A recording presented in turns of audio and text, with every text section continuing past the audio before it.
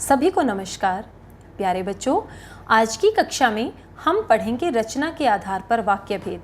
इससे पहले आप कक्षा 9वीं में वाक्य भेद का एक प्रकार अर्थ के आधार पर वाक्य भेद पढ़ चुके हैं। तो आइए विस्तार से इसके बारे में जानते हैं। पाठ शुरू करें इससे पहले हम थोड़ा सा बात करते हैं वाक्य के बारे में। जैसा कि हम सभी जानते हैं कि विचारों को प्रकट करने का माध्यम होता है वाक्य। व्याकरणिक नियमों के अनुसार शब्दों का व्यवस्थित और सार्थक समूह वाक्य कहलाता है। हम अपने विचारों को किसी के सामने जब प्रस्तुत करते हैं तो वो विचार दूसरा व्यक्ति कितना समझ पाता है, या फिर यूं कहें कि एक बोलने वाला जो वक्ता है अपने विचारों को प्रस्तुत करता हुआ उसी अर्थ में सामने वाले को समझा दे जिस अर्थ में वो कहना चाह रहा है, वही शब्दों का समूह वाक्य कहलाता है। तो आइए जानते हैं रचना के आधार पर वाक्य भेद।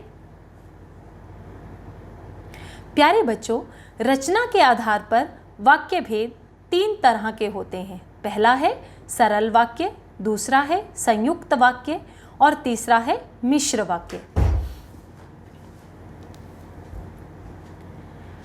आइए देखते हैं सरल वाक्य। एक चीज़ जान लेना ज़रूरी है बेटा कि सरल वाक्य की अगर हम या फिर हम रचना के आधार पे जब बात करते हैं, इसमें 2 चीज़ें काम करती हैं। एक होता है उद्देश्य और एक होता है विधेय। उद्देश्य शब्द का अर्थ होता है वाक्य में जिसके बारे में बात की जाए वो होता है उद्देश्य, और उद्देश्य के बारे में जो बताया जाए उसे हम कहते हैं विधेय।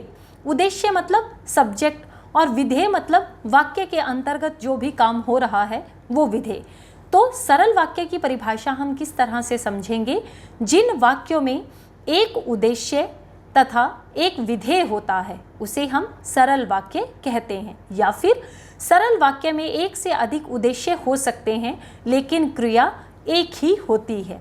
इसके कुछ उदाहरण हम देख सकते हैं। जैसे कि पहला ही उदाहरण है, सीता ने गीता को चित्र बनाकर दिए। अब आप इसमें देखिए, इसमें उद्देश्य 2 हैं, सीता और गीता, लेकिन उन्होंने काम एक ही किया। क्या किया? चित्र बनाने का काम किया। आप दिल्ली कब जा रहे हैं? एक ही उद्देश्य है, पूछा है दिल्ली कब जा रहे हैं। जूही बीमार होने के कारण विद्यालय नहीं आई। एक ही उद्देश्य है, जूही विद्यालय नहीं आई। क्यों नहीं आई? बीमार होने के कारण नहीं आई। इसी तरह से एक उदाहरण है पानी बरसा। तो सरल वाक्य हम उन वाक्यों को कहते हैं जिनमें एक ही उद्देश्य होता है, एक ही विधेय होता है। समझने के लिए हम एक चीज़ और समझ सकते हैं कि कक्षा 9वीं में हमने पढ़ा था अर्थ के आधार पर वाक्य भेद। अर्थ के आधार पर जितने भी वाक्य भेद आपने पढ़े थे, 8 वाक्य भेद पढ़े थे, अधिकतर उसमें से जितने भी वाक्य होते हैं वो सभी वाक्य सरल वाक्य के अंतर्गत आते हैं। दूसरा देखिए संयुक्त वाक्य।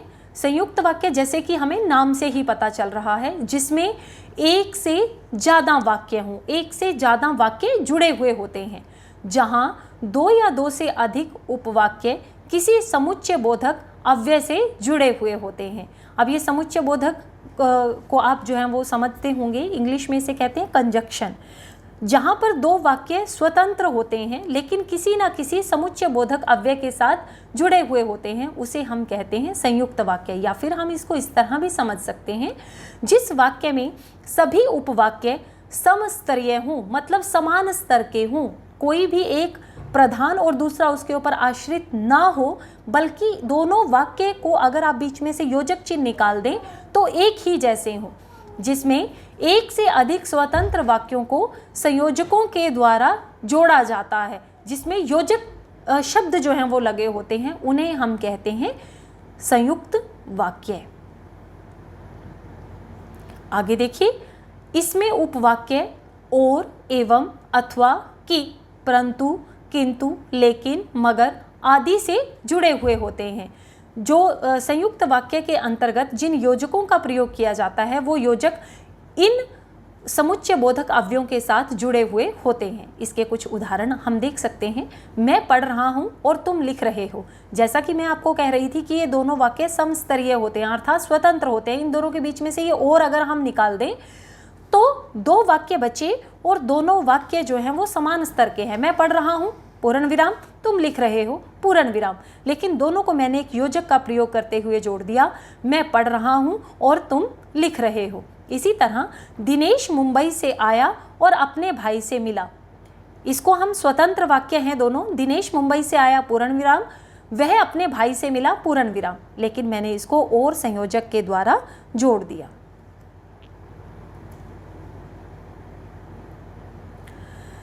संयुक्त वाक्य में आने वाले समुच्चय बोधक अव्यय 4 तरह के होते हैं।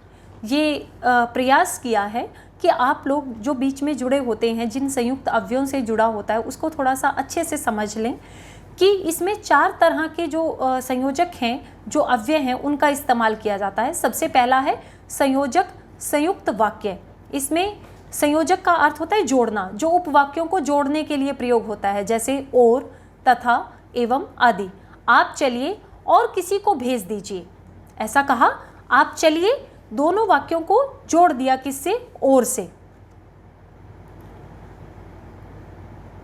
दूसरा देखिए विभाजक संयुक्त वाक्य। विभाजक का अर्थ होता है अलग करना, जो दोनों उपवाक्यों को विभाजित करता है, अर्थात दो स्थितियों के बीच विकल्प सूचक समुच्चय बोधक का प्रयोग किया जाता है, जैसे या हो, अथवा हो, अन्यथा हो, नहीं तो हो आदि। इस तरह के शब्दों का, इस तरह के अव्ययों का इस्तेमाल जो है इस भेद के अंतर्गत किया जाता है। जैसे बिल जमा करो नहीं तो फ़ोन कट जाएगा। ये आपको बताया, 2 वाक्य हैं, बिल जमा करोगे तो फ़ोन चलता रहेगा, नहीं किया तो फ़ोन कट जाएगा। दोनों के बीच में विभाजन है। खिचड़ी खाओगे या दाल चावल खाओगे? आपसे प्रश्न पूछा कि आप खिचड़ी खाना पसंद करेंगे या फिर दाल चावल खाना पसंद करेंगे, तो आपको विकल्प दिया, 2 स्थितियों के बीच में विकल्प दिया, 2 स्थितियों को विभाजित किया एक अव्यय के साथ। तीसरा है विरोध सूचक संयुक्त वाक्य। जब उपवाक्यों के बीच विरोध को प्रकट करते हैं शब्द, जैसे किंतु, परंतु, लेकिन, मगर, पर आदि, इस तरह के शब्द जो हैं वो विरोध सूचक संयुक्त वाक्य के अंतर्गत आते हैं। जैसे यहाँ बैठो परंतु बात मत करो। बैठना तो यही है, लेकिन यहाँ बैठकर बातें नहीं करनी, दोनों बातों के बीच में विरोध है। मैंने समझाया था लेकिन वह नहीं माना। मैंने उसको समझाया था लेकिन वह नहीं माना। समझाने से अगर मान जाता तो विरोध नहीं था, लेकिन समझाने के बाद भी वो नहीं माना, इसलिए यहाँ पर विरोध है।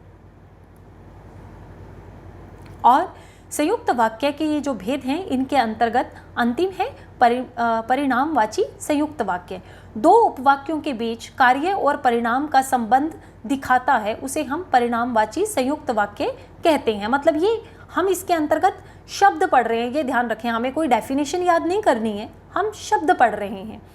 इसलिए, अतः, अतएव, सो, इस तरह के शब्द जो हैं वो परिणामवाची संयुक्त वाक्य के अंतर्गत आते हैं। जैसे कल बारिश आ गई थी इसलिए मैं आ ना सका। मतलब ये हमें कार्य बताया कि कल बारिश आ जाने के कारण मैं यहाँ पर आ नहीं पाया। बारिश आ गई तो उसका परिणाम क्या निकला कि मैं आ नहीं पाया। दूसरा है वह बहुत थक गई थी अतएव उसने खाना नहीं बनाया।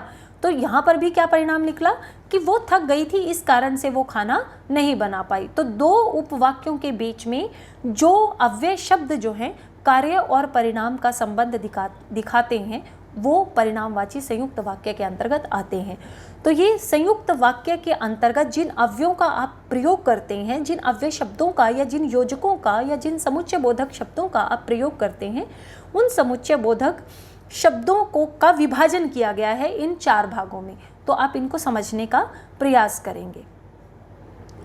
तो आज की इस वीडियो में हम सिर्फ रचना के आधार पर वाक्य भेद के इन 2 भेदों को ही पढ़ेंगे। अगला जो भेद है मिश्र वाक्य, वो हम अगली वीडियो में पढ़ेंगे। धन्यवाद।